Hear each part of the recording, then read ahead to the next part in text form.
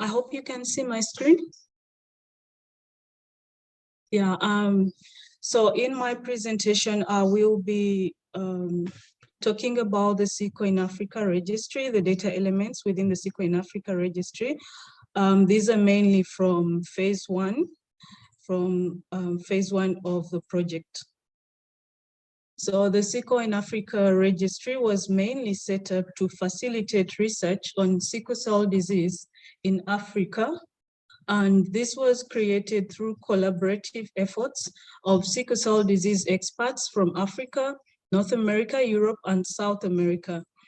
Currently, the SickleInAfrica registry comprises of 27 data collection instruments. These are maintained in REDCap.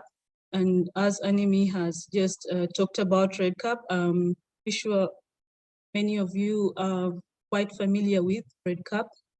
And the current registry integrates about 1,500 data elements.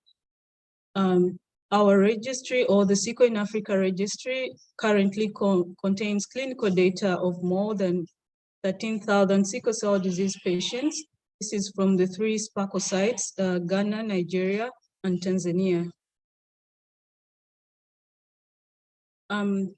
Taking a look at the SickleInAfrica data elements, these were initially chosen based on their relevance, and this was done by sickle cell disease experts and researchers who reviewed what was put across, and then they were also evaluated based on the ability to address sickle cell disease related specific scientific questions. So some of these data elements that are within the registry were adapted from the H3 Africa.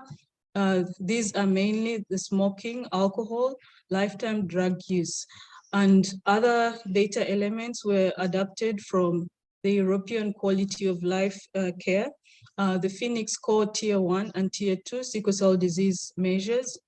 We also have other data elements that were obtained from the 3 SPARKLE sites, including Cameroon and Jamaica, which were collaborators initially.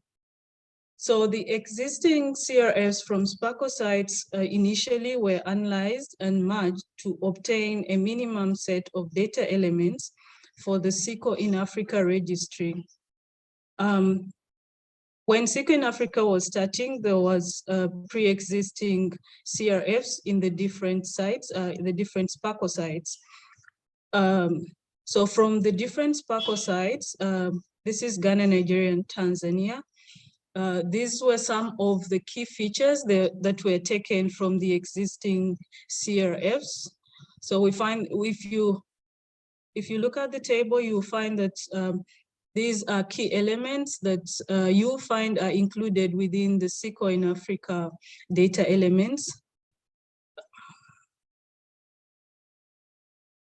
So we have, within the SickleInAfrica data elements, we have a set of data elements that are considered core. For the core data elements, this is the minimum information that is to be collected by any SickleInAfrica site. And this minimum core set of elements includes information on patient demographics, sickle cell disease diagnosis, management, vital signs, laboratory tests, and results. Currently, this set of core data elements is about 90 of them. And all these, the core data elements so far have all been mapped to the sickle cell disease ontology.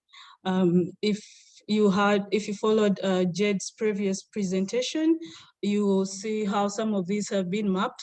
And if you go to, so the link I have put here is from the SickleInAfrica website, you can access the set of data elements. And I have also included a CRF in the SOP folder, in the shared folder, that includes all the current SickleInAfrica data elements. So this is a summary of the SickleInAfrica core data element categories. You will find that within the core data elements, we do have some data elements on consent, demographics, SCD diagnosis details, management details, vital signs, laboratory results, key function assay, liver function assay, arterial blood gas. So if I might say, this is what was agreed upon, but this is not by any means an exhaustive list. So it can be amended according to site needs. Since Sickle in Africa is currently expanding, this can all be amended with time. So this graph is a summary of the Sickle in Africa data collection instruments, what we currently have in the registry. And as you'll notice here, we have more data elements under quality of life and care. And given that sickle cell disease patients tend to have more problems with their daily lives, so that would be the reason why we collect more information about quality of life and care. In the next slides, I'll be looking further into the Sickle in Africa data collection instruments and what kind of information they're collecting. So as I said before, this is what is currently included within our registry, but this is not an exhaustive set and can be amended with time according to need from sites. Our main core data elements, which is the minimum set of data elements, this was determined by Sickle in Africa to be sufficient for addressing current research questions. Information captured here will include basic demographics and the rest, as I had mentioned earlier. And then we have the extended demographics. So within this, within the set of instruments, the core data elements, this is sort of mandatory, so all what we call minimum information, and the rest, the other instruments, each site or whoever is using the Sickle in Africa registry can decide which works for them or which does not apply. But we would require, or we would like all sites to have the core data elements completed. So when we look at the extended demographics, you'll find that this section captures additional demographics information, which includes the region or province of residence of the patients and their parents, and the type of study the patient was enrolled in, and among others, it captures information on income. This was added to define the currency of the country of residence, as well as items stratifying different income levels based on the poverty scale. So these are all optional. It's not mandatory for every site to collect this information given the setting in which they are. And then we have an instrument on anthropometrics. This section captures general anthropometric measures such as height and weight. And then there is a section on medical history, and this has the following subclasses. Pain episodes, which is divided into 6 and 12 months, and the number of painful crises that a patient is experiencing. And then this instrument captures, among others, event date information, as well as hospital treatment information. So it's important to note that the simplicity of this instrument allows it to become a repetitive instrument for a varying number of painful crises. It also collects information on stroke. The instrument asks explicit questions on whether a patient has had a stroke confirmed by a physician. And because of the difficulties patients, guardians, or even health professionals have in diagnosing stroke, this instrument further captures finely grained information to establish whether a stroke occurred in the absence of medically proven stroke. And the other subclasses include arterial and venous disease, kidney disease, epilepsy or seizures, transfusion, sickle cell disease complications. So more instruments here. We have blood pressure instrument that collects information on blood pressure, and this collects information about hypertension, initial age of hypertension diagnosis and related medication, and it also collects a blood pressure measurement. So there is also another instrument that will collect information on alcohol use. This contains variables that describe lifetime alcohol consumption, age of first use of alcohol, 30-day quantification, frequency of use of alcohol, and maximum drinks taken in a single day. There will also be one on smoking status. This contains variables that describe lifetime alcohol consumption, age of first use of alcohol, 30-day quantification, frequency of use of alcohol, maximum drinks taken in a single day. And there is also one on lifetime drug use. So drug use or substance use. So this includes a list of substances consumed during the last 30 days, the age of first substance use, that is substances such as sedatives, tranquilizers, painkillers, stimulants, marijuana, cocaine, crack cocaine, hallucinations, inhalants, or solvents, and many more. So this instrument collects information on the frequencies of use of such substances within the past 30 days or during the last 12 months. And we also have an instrument that collects information on laboratory results, which includes the following components, that is complete blood count, kidney function assay, liver function assay, renal function tests, reticulocyte count, peripheral film, extended phenotyping for transfusion products, and iron studies.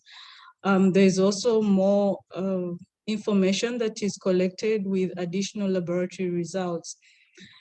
There is also several instruments that are collecting more information on therapeutics. So the sub-instruments include reception variables that include medications patients have brought to their appointment. That is usually on their first appointment. These are all the medication. So there are questions like, are these all the medications that you have taken in the past 2 weeks? And then within therapeutics, we still have, within the instruments, there's a sub-instrument that collects information on prescription medication variables, include prescribed medication that the patient is currently on, the strength, record the unit of strength, number of prescribed cycle, prenatal medicine, and on average in the last 2 weeks, how many pills did the patient take in a day or two? So this is just an example of what the instrument collects. Also over-the-counter medication as well. Then there is also therapeutics information on past and present pain medication variables that include information such as, do you currently take pain relieving medication regularly, at least once a week, total tablets taken per week, maybe. Then the types of medication that could be taken by the patient or that could be available. So as I said before, this is not an exhaustive list, and this can be amended as need arises. Then we also have the, one of the largest instruments, or one with the most number of data elements. This is the quality of life and care instrument. And this captures variables which include general well-being or state of health of the patients. And it also includes variables to determine physical and mental health that are specifically divided into 3 groups. That is the adults, the adolescent, and pediatric. Social functioning impact, sleep impact, stiffness impact, pain impact, pain episodes, self-efficacy, stroke impact scale, age of initiation of first cigarette use if the patient's smoking or substance abuse problems, or age of initiation of alcohol, drugs, or tobacco, migraine, pediatric performance. And within this quality of life and care, we also include the EQ5D quality of life measures. And then further instruments. So like I mentioned earlier, the instruments that are currently within our registry consists of 27 instruments.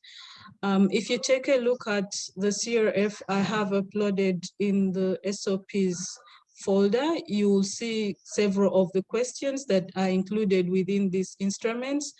And if anyone feels like there's something missing or something doesn't sound right or isn't clear, please get in touch. Like I said, this is not exhaustive. So with the phenotype instrument, this instrument includes observable features of sickle cell disease patients, such as signs, symptoms, and other possible disease-associated clinical manifestations. And then the genotype instrument collects information on sickle cell disease genotypes. And then finally, we have the gross motor skills child. So this instrument contains general physical actions ranging from self-care, daily activities, to more complex activities that require a combination of skills, often within a social context. So later in this workshop, we'll have a look at the SickleInAfrica data harmonization process. So this graph is a summary of the currently harmonized data elements from the 3 SPARKLE sites, that is Ghana, Nigeria, and Tanzania. So from this graph, you can see that most of the sites, or from the 3 sites, where if you look at Ghana and Nigeria, you find that they have more unique data elements than those within the SickleInAfrica registry. So through the data harmonization process, we are able to adjust the SickleInAfrica registry and accommodate the existing data elements within the sites. So we're hoping to expand this and include the new sites as well. And we'll talk more about the data harmonization in the session for data harmonization. Thank you.